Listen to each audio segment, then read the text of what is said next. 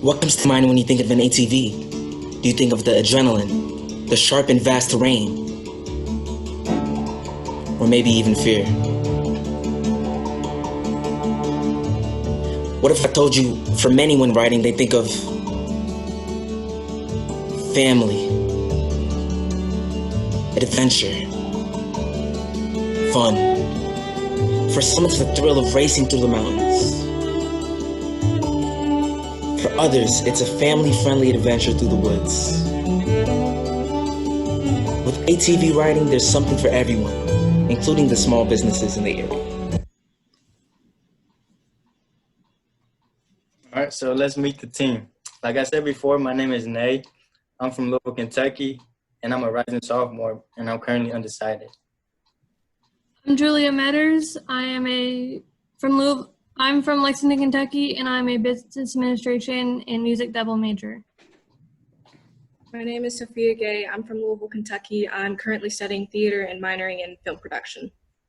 I'm Eni Oyelami. I'm from Nashville, Tennessee, and I'm currently majoring in technology and applied design. My name is Ebenezer Ayisi. I'm from Ghana and double major in computer science and mathematics. So for our projects, we analyzed the Hartford-Macquarie Trail system to identify the 4 main revenue sectors for ATV trails, which are art and entertainment, accommodations, food and drink establishments, and gas station.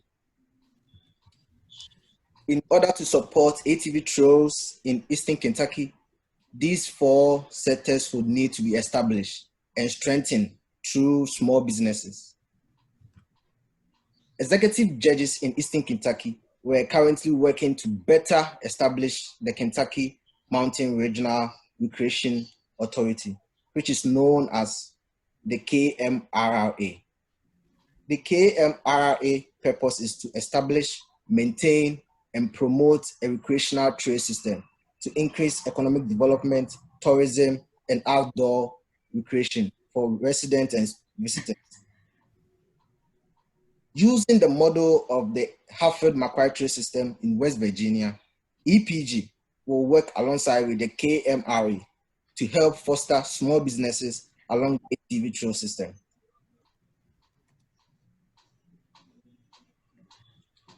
As of now, there are several wicked problems plaguing Eastern Kentucky. The first main one being the poor economy.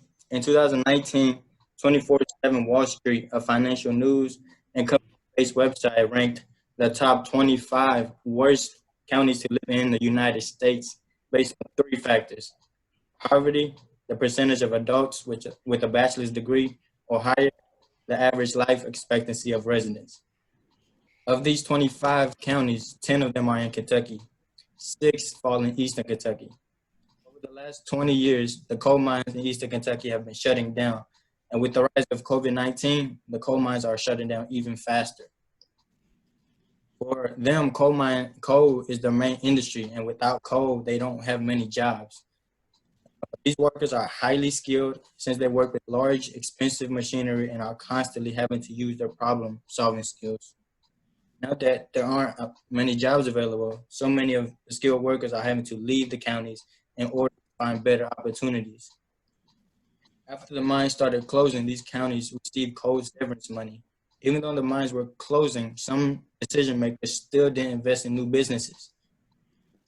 From the loss of jobs, thousands of people are leaving Eastern Kentucky.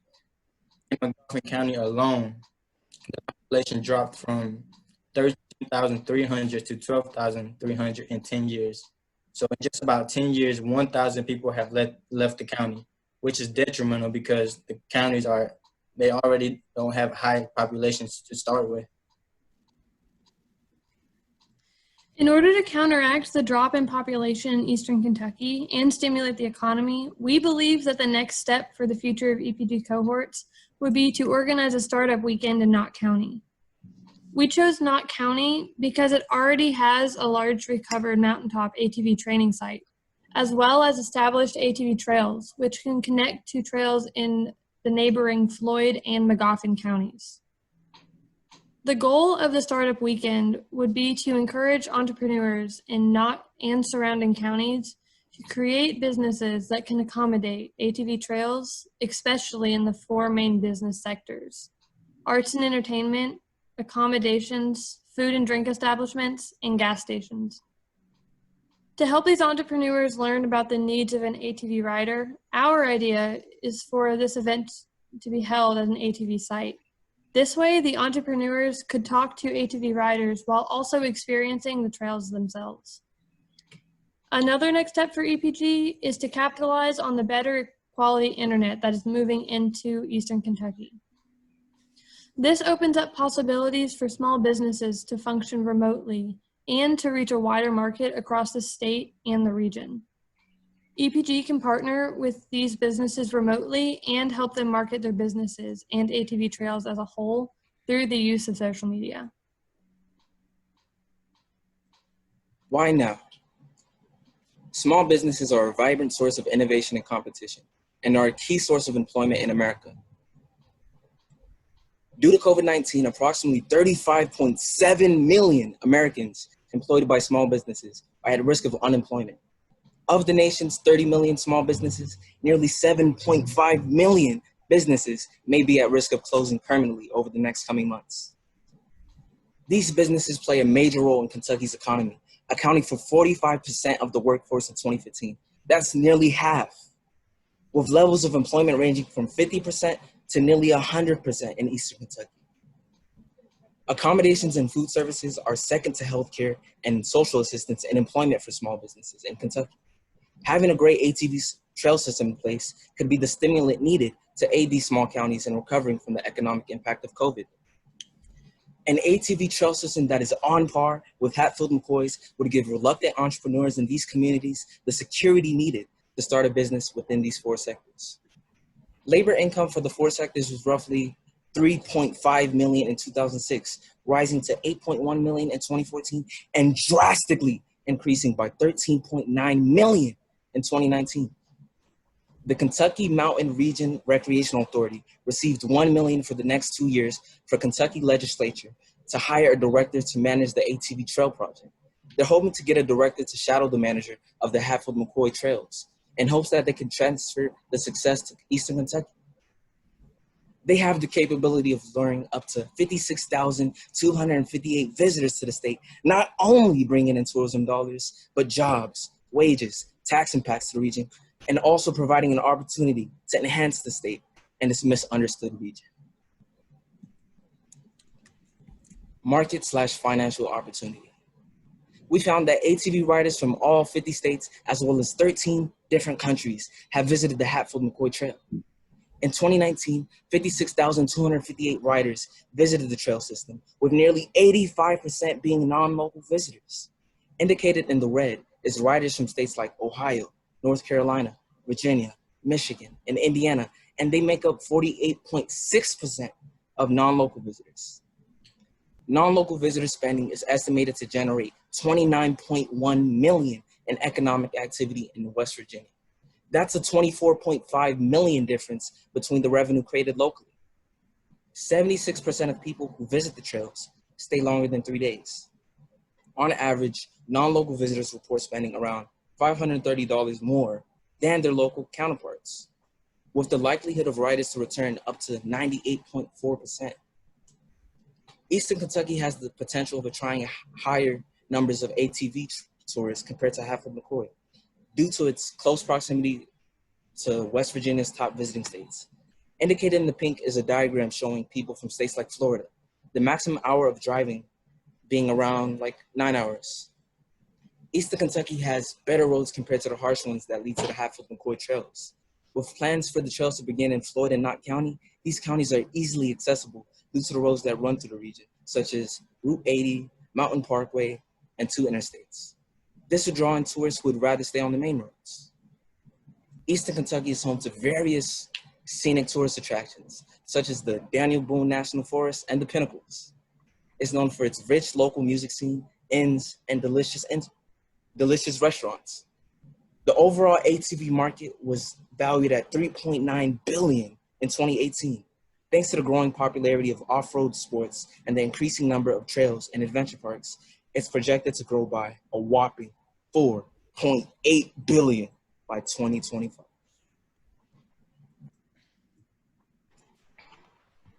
So from observing Hatfield-McCoy Trail, we created a business brief that outlined the potential impact an ATV trail could have in Eastern Kentucky. To get people on board with our plan, we crafted to 10 judges in a trail town that were interested in ATV trail system. We got responses from Judge Matt Wireman of Magoffin County and Judge Chuck Kittle of Lee County.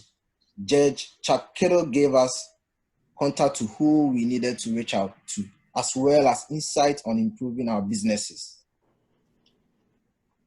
Judge Matt Wireman gave us the progress of ATV trails in Magoffin County. He mentioned that not much is being done because of poor infrastructure in the area. He also gave us the contact of Judge Robert Williams of Floyd County, who are already putting their resources towards developing an ATV trail by recruiting small businesses into the area.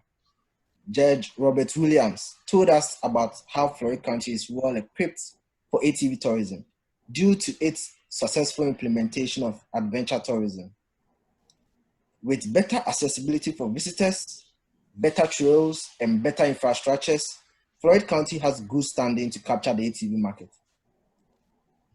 We also had a chance to have a phone conversation with Jerry Stacy, who is the Emergency Management Director of Perry County and the current chair of the KMRE.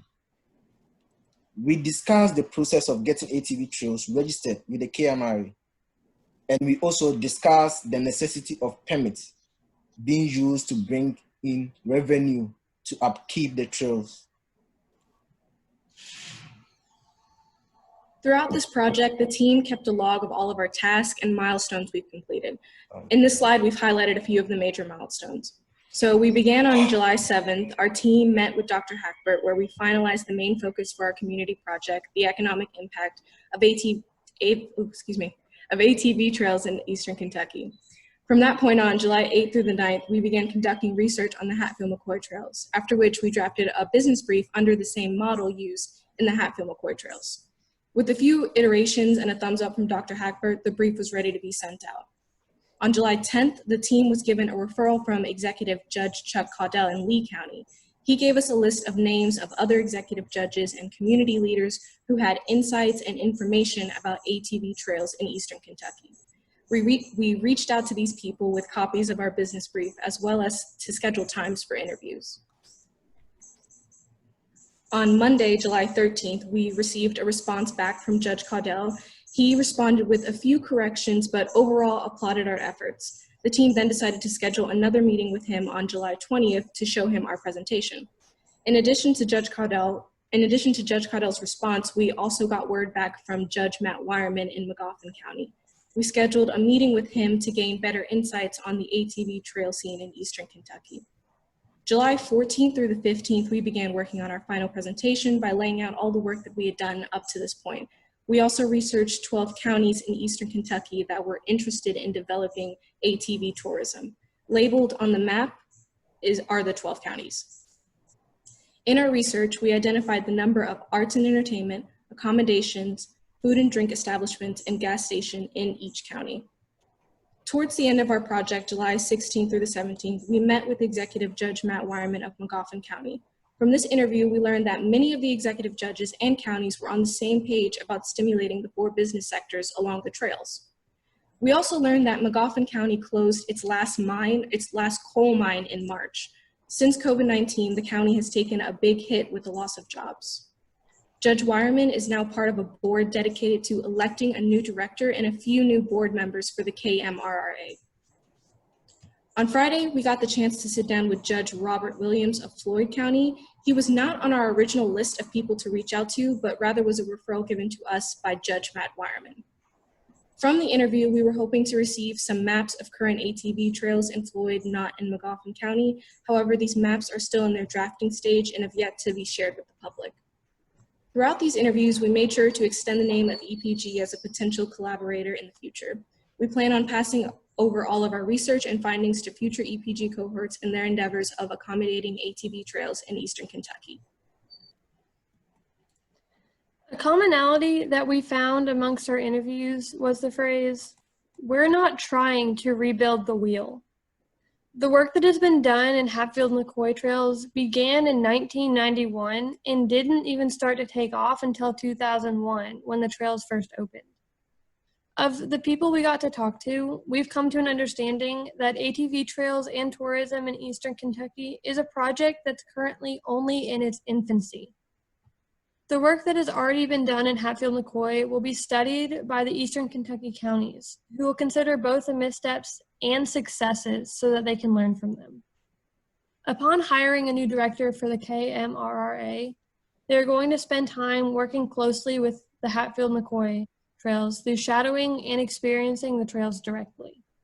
Our call to action is for EPG to continue on with this project in the next coming years by helping to host startup weekends, work directly with small business owners, and to stimulate and foster the 4 business sectors along this up-and-coming trail system. Honing in on these distinct revenue streams will help accelerate the growth and success, the economy of the individual counties, as well as promote the growth and success of the KMRRA in establishing an interconnected ATV trail system in Eastern Kentucky. Now, we ask you, how might you imagine your community partner project collaborating into helping with ATV tourism in Eastern Kentucky?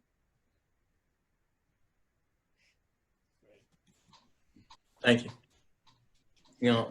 Y'all want to pitch in, answer that question?